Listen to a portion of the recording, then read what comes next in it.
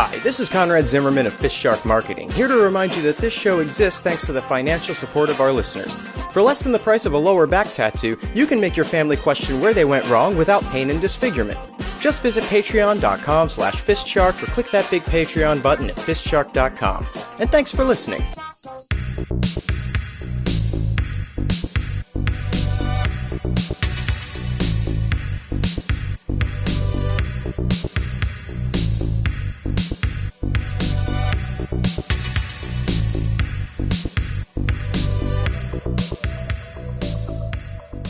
Okay, just general office business before we crack on with anything else. We've received more complaints of people waking up and finding themselves in shoddily constructed death traps. People are still getting the slowed speech, threatening messages.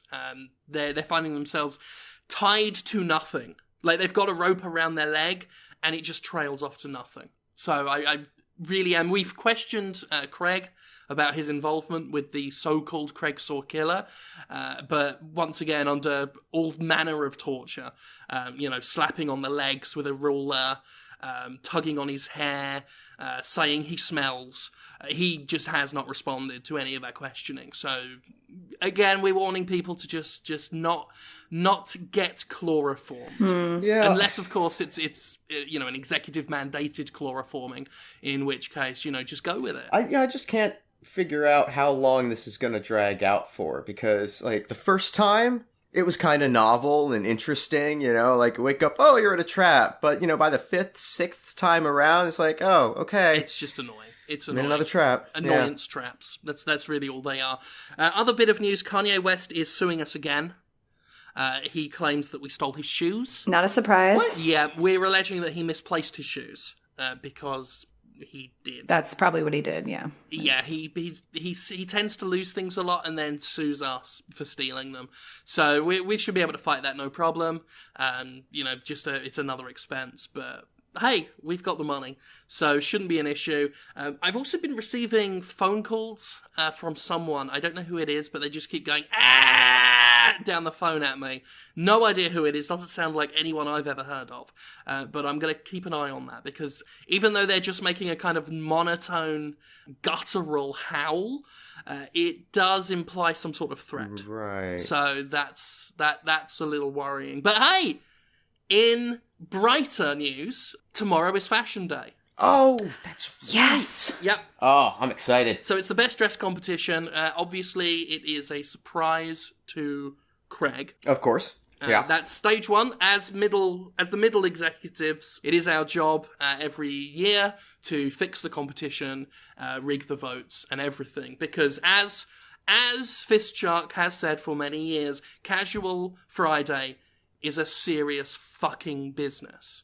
So, best behaviour, best job, we've got to be on point. This is the most important day of the year.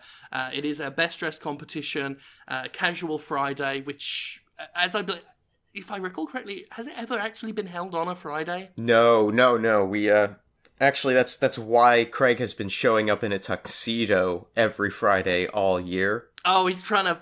That cheeky bastard. He's trying to hedge he's the trying bets. to game the system. Trying to game the system when the system's gamed him. I'm gonna hit him extra hard when he loses. So yeah, as usual, we've not told Craig that it's tomorrow, just to make sure that he loses, and then he can have the loser's trophy.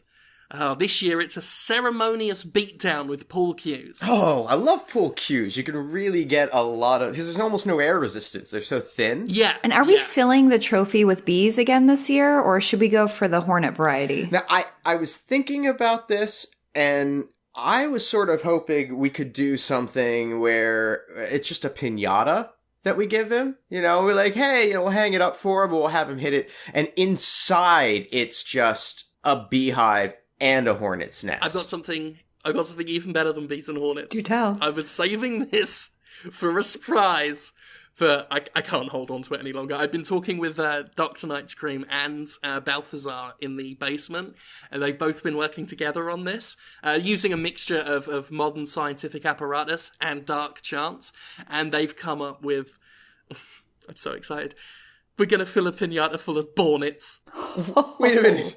bee hornets. Together at last, two great flavors that grow great together. They're gonna be filled with rage and live forever. Yep, it's gonna be amazing. Like, the spite of a hornet with the work ethic of a bee. Jimmy, you've outdone yourself. Oh, Kudos to you. What can I say? It is the best day of the year, and I want to go all out. Now, on to more serious matters. Kate, as you know, for the past few years, you've been working as what we call, colloquially, the bullying and vote-rigging manager for Best Dressed Day.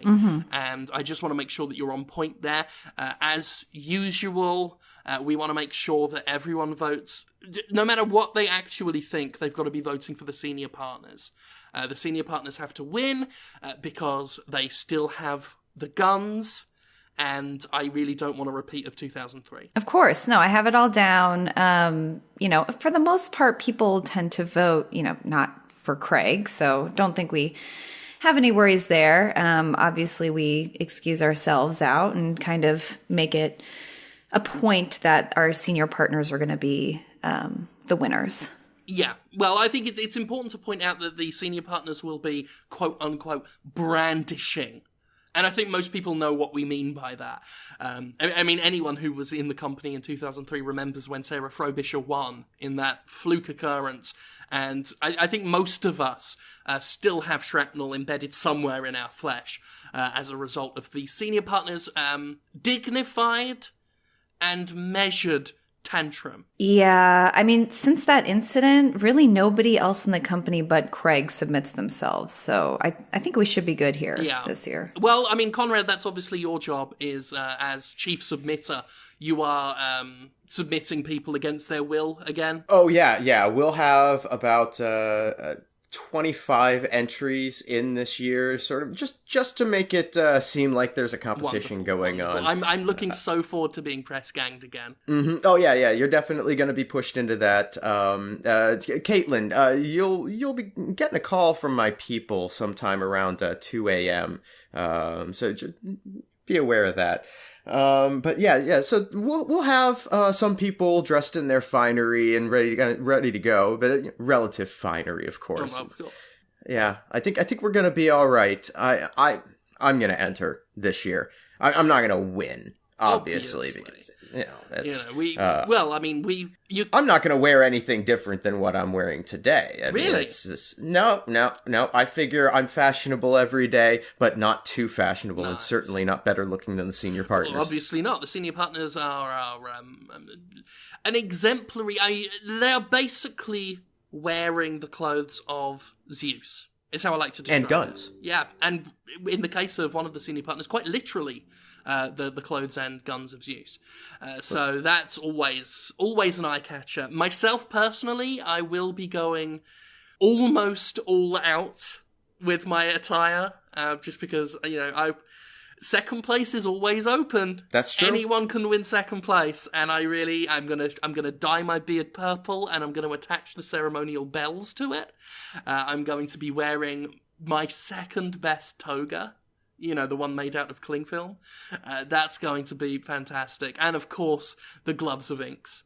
The gloves of inks? Oh, those ones that do the spells. Oh, right.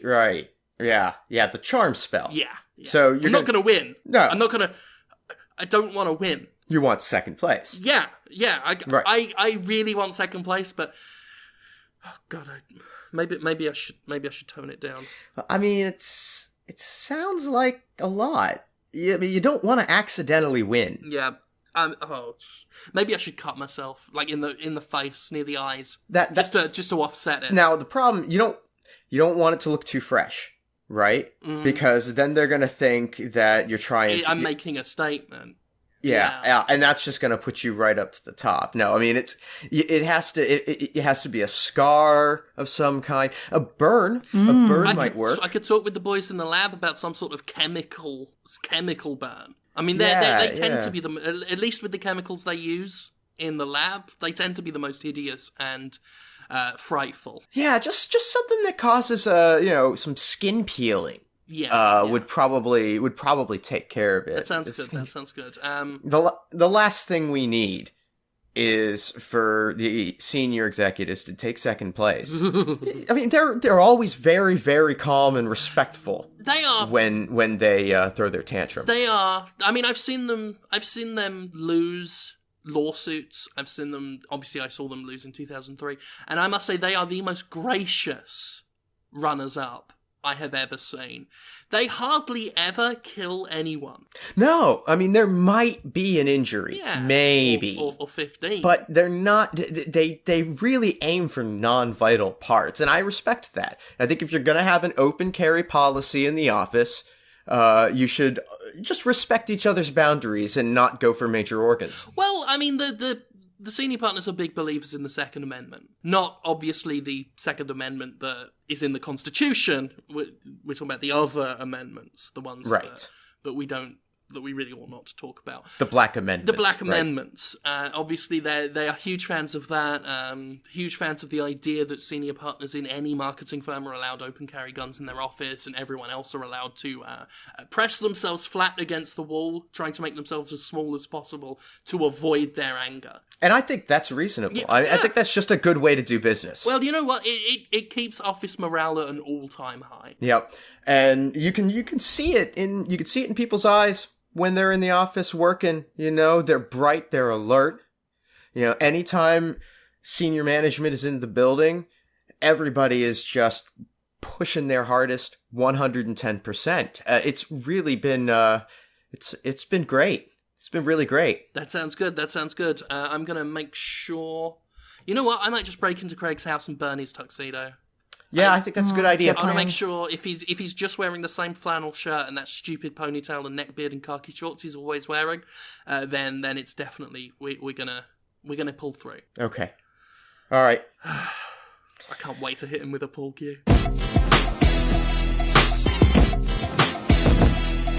The new researcher that we have in the office says that we're going to be getting the results of the study soon. Oh, I cannot wait. I cannot wait either, because I gotta be honest, I am not entirely sure what it is that Dr. Fukunami does. Right. Is he a robot? He might be a robot. I mean, I don't understand everything that he says. Yeah, I think I heard something about Professor of Robotics, which I assume is just a fancy word for robot.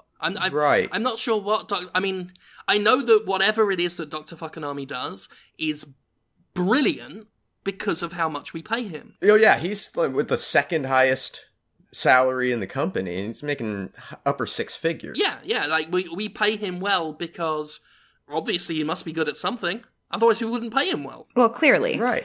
But I haven't actually talked to him directly, so I'm not sure what he does here. He's a science. He's science.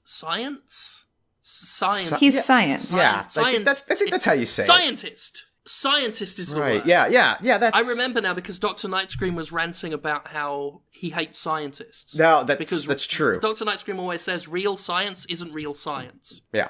Because this Dr. Fukunami uses computers. He uses data. He has math, algorithms, various things like that. I even saw him with some charts. Like, none of the stuff that Dr. Nightscream uses. Yeah, none of the, like, charts of the relationships between the dead gods or anything like that. No, but proper, like, numerical charts with graphs and lines. I actually think that Dr. Fukunami believes in no entities. Like, no supreme beings, dead or otherwise. So he's a marketer. Yeah.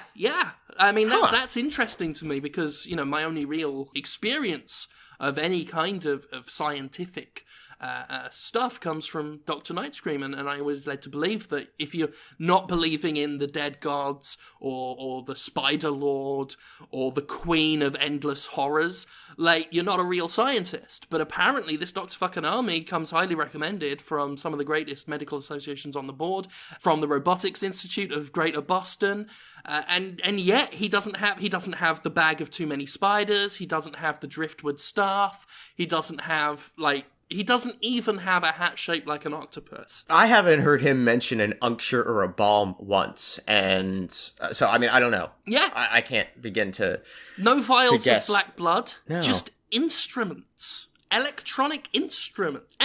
Electricity. I didn't know that was a science thing. That's a science thing? That's a science thing. I thought everything was powered by bubbling chemicals. Huh. You learn something new every day. Yeah, I don't even know what he's doing in there all day. Well, this study with the electricity.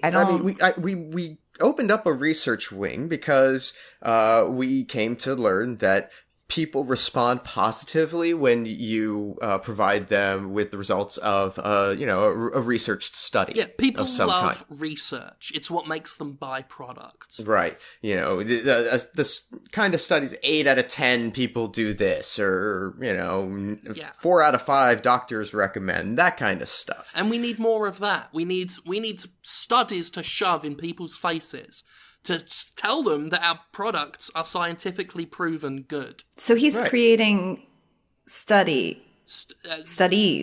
for our products in a study. I think so. That's why we hire scientists, right? Study. That is a word I know. Yeah, I'm familiar. I don't know if it's a science word, but it's a word, and Dr. Fukunami has used it. So I'm assuming it's a science word. And science is good. So if we show people the science, then they will buy the talcum powder. Yeah, that's logic, isn't it? That makes sense. What doesn't make sense is how he needs the lights on in that office. Because I was always led to believe, again, through Dr. Nightscream, that doctors pull their own eyes out and replace them with cat eyes so they can see in the dark. Because they don't want their patients to see in the dark, because obviously they'd see the sharp things. Yeah, and I've noticed that Dr. Fukunami's tools are very pristine. They're not rusty at all. Yeah, not a trace like of Dr. rust. Nightscream's. Hardly any of them whisper. In fact, I don't think any of them do at all. I don't think I've seen any dust in his office. I've seen no wooden drills. What is he doing in there? Is it science? I honestly don't know. I mean, he seems to have been manufacturing some kind of golem in there. It wasn't made of mud, It wasn't made of clay. It was built out of metal. It was almost chrome-like. Uh-huh. Well, that doesn't make sense. You can't make things out of metal. That's a fact. Yeah, it was... Metal just sits there. I know, but I can't explain it. I mean, it was some sort of strange... almost sorcery, metal. Right? That he'd managed to do this. Metal, yes. What shape was the metal? Because metal, you find car-shaped metal, and that's what you make cars out of. Or sword-shaped metal, and then that's how you get swords. This was shaped roughly like in a humanoid form with 2 legs and 2 arms and a head. That can't be metal. That must be imitation metal. I went and I tapped on it, and it was cold to the touch. And my knuckles hurt. It was firm. Uh-huh. And then I threw a magnet at it, and it stuck. Whoa! What the fuck is a magnet? I don't know. Dr. Fukunami just handed it to me, said, "This is a magnet. Go ahead and throw it at it." And I did, and it stuck to it. It was like this. You ever play horseshoes? Oh, I've played with horseshoes. Right, yeah. You go and you throw them and try and hit the peg. It was shaped like that thing that you throw. The thing that you throw at Craig. Right, yeah. Except this one, I guess, sticks to metal? I don't understand how it works. I'll be honest, I don't trust Dr. I'm beginning to see why Dr. Nightscream had a problem with Dr. Fukunami. Because what I see in our lab of FistShark Sciences, what I see in there, I understand to be science. When I see a golem, I expect it to be made out of, wood or moss or unrecognizable flesh or straw. I don't expect metal. The only metal I want to see is as Kate pointed out, the rusted kind that squeals with delight when it cuts through bone. Right. Well, that's natural. Well, yeah. I mean, it's natural science, the best kind, the only kind. I want a doctor that can see in the dark. I want a doctor that wears a gas mask 24/7. I mean, he just wears normal clothes. And what the hell is that white long coat he wears? It's not meat. It's not made of meat at all. No, it doesn't seem protective at all. I mean, how is that supposed to block from any kind of blood or liquid pouring out from anything? Exactly. The steak punk harness that Dr. Nightscream wears absorbs blood. That's the point of it. That's just gonna stain. Does his golem even bleed? I don't think so. There's no blood in there. It's sterile. Yeah, no, it's all metal and sort of these long strands of, I don't know what you'd call it. Just, it's almost like, it's like a circulatory system. Yeah, I tried to talk. I couldn't find him the other day because I wanted to meet the man. And instead on his door, I found a diagram of what you're talking about. I believe they're called wires. Wires. Weirs? They seem to connect to other weirs. I can't even say that word. Yeah, is it French? Yeah. Wires. Wires? Wire? Wire. Wire. Yeah, that makes sense. That sounds right. Is Fuckanami French? Fuckanami sounds French. Gentlemen, we have to talk about the rise of slaughter in this world. Slaughter, what do you mean? Like, not enough slaughter? Do we need more slaughter? Do we need a slaughter campaign? No. There's too much slaughter. People are hunting. This is sounding like one of those sort of liberal, lefty, like save the animals kinds of things, and you know how I feel about that, Caitlin. I know, and this is not about. I mean, there's good money in the marketing campaigns, but politically, it's a dead end. I know, and I'm not arguing that. That's all fantastic. I am talking about people. Oh, the people hunting. The people hunting. Oh, yeah, the new phenomenon that's been happening. People hunting people. People hunting people. Right. Yeah. Well, specifically, beautiful people are being hunted. Well, that human taxidermy is all the rage right now, and big game hunters have really latched on to the idea of hunting man. Well, they've gotten bored of. I mean, you've stuffed one lion, you've stuffed them all. They all look the same. Yeah. But people, beautiful people, there are so many of them, and they're so varied and magical. They're powerful animals. It's true. They really are. But I mean, I've seen some of the reports over the concerns that maybe we're killing and stuffing and mounting too many beautiful people. That's the problem. We're running out. Oh, we're running out of clients. We're running out of. I mean, we don't have a business if we don't have beautiful people telling us what to do. That is that is a shame. Well, I mean, we have beautiful people right now. We've got Brad Pitt. We've got Angelina Jolie. They're still around able to tell us what to do. They're on the cusp, but though. For how long? Bono Vox out of the U2. He's still youthful and vibrant. He's a good-looking man. For how long, Conrad? I mean, time's a ticking. I'm worried. And we're losing our beautiful people. I mean, someone fired at Miley Cyrus the other week. Like, if she's gone, like we've got at least another 10 years out of her. That would have been an investment up in smoke if they'd have taken her, like, between the eyes or whatever. There are crossbow bolts all up the side of Taylor Swift's apartment. We can't lose these clients because they still have valuable years of telling people how to think and act. Well, poaching's always going to be a risk in this business as long as people continue to hunt people. Well, here's the thing. They're not taking any active measures to protect themselves. They're trying to get hunted. I mean, they're throwing themselves on these lists. Well, I think that the solution really is regulation. Like we need, or at the very least, telling the celebrities that sign up for it that they are signing up to be hunted and killed. Because it's true. There are a lot of unscrupulous fashion and talent agencies out there that have been approaching these young, innocent women and men who have no idea about how this business works. Yeah. I mean, ours, for example, FistShark modeling. I mean, we are contributing to the problem, but we are also making a shitload of money. It's an ethical problem. It really is, yeah. I'm in a quandary over it. Because on the one hand, I like all of the money it brings in, and it's a lot of money. It's a lot of money.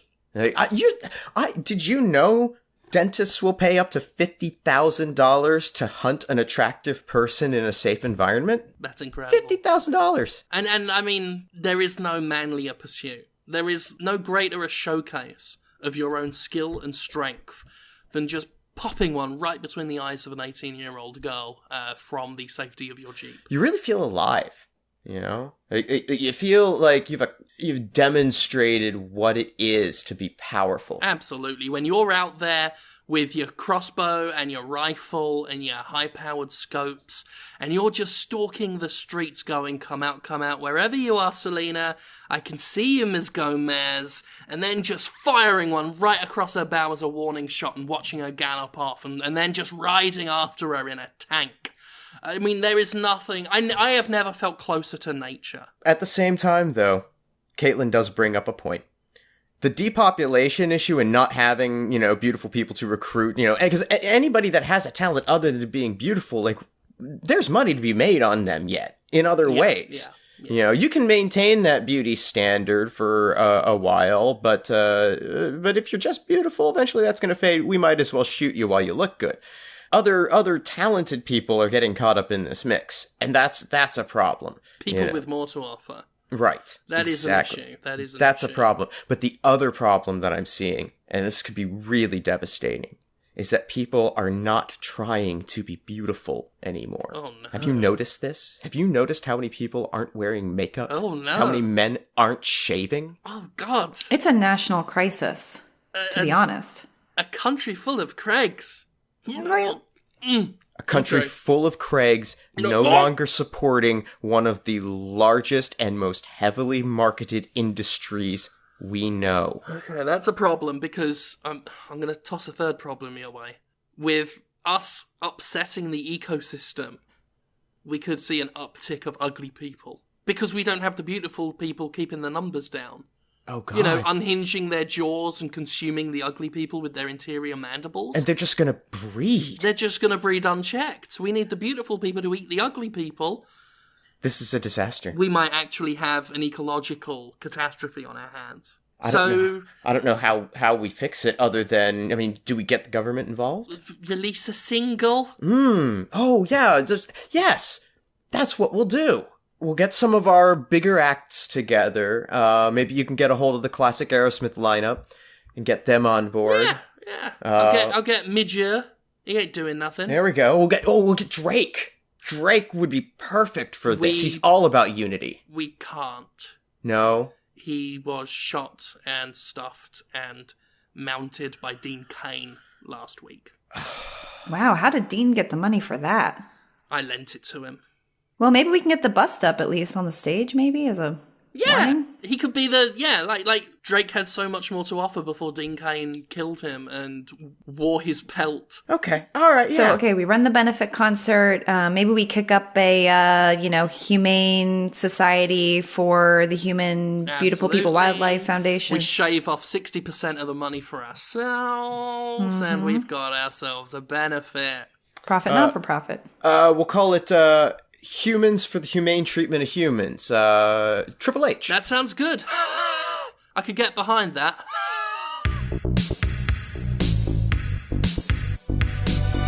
FistShark Marketing is Jim Sterling, Conrad Zimmerman, and Caitlin Cook. Theme music by Ben Rama. Additional music by Alazar Chan. Our editor is Nick Malone. Get more episodes and learn how to help support the show at FistShark.com. Follow us on Twitter at FistShark for more of our exploits. Complaints can be forwarded via email to fistsharkmarketing@aol.com. And remember, everyone has a price, and we buy in bulk. Goodbye. Oh shit. Barricade the doors, everyone. Right. Push over the conference table. How did this happen? Okay. The results are in. Wait, you don't mean to tell me that senior management didn't win? The senior partners took second place. Jim. Craig took first. Craig took first? How did I know it was 90s grunge themed? Fuck! Oh, He won by a landslide! Look, what happened was one of the senior partners was so taken with the costume that Craig was wearing, it was so unthemed that he used his kingly right to toss him a vote. He only expected it was one pity vote, but I think he forgot that a senior partner's vote counts as 3,000 normal votes. So they kind of voted themselves out of first place. And they're blaming us because we didn't solve it, and they're out there picking shots. Oh, they're gonna be so mad. Fucking Craig. Sir, this is Craig's fault. If you're going to shoot anyone, shoot Craig. Just- I'm not being Craig. Craig, shoot Craig. Not a leg! Not a leg! Not a leg!